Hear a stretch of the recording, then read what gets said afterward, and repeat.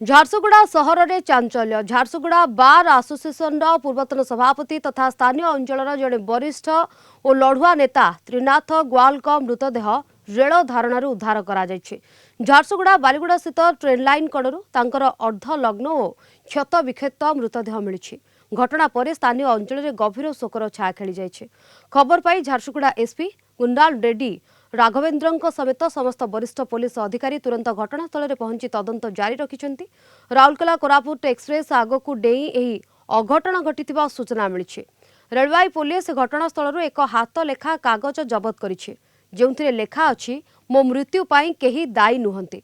এই চিঠিକୁ आधार करी पुलिस एहाको एक आत्महत्यार मामला बोली संदेह करुथिले मध्य आत्महत्यार प्रकृत कारण एपर्यंत स्पष्ट होइनि। झारसुगुड़ा पुलिस এই घटनार तदंत चलाइथिबा बेले पोस्टमार्टम पाई मृतदेह को जिला मुख्य चिकित्सालय को पठा जायछि।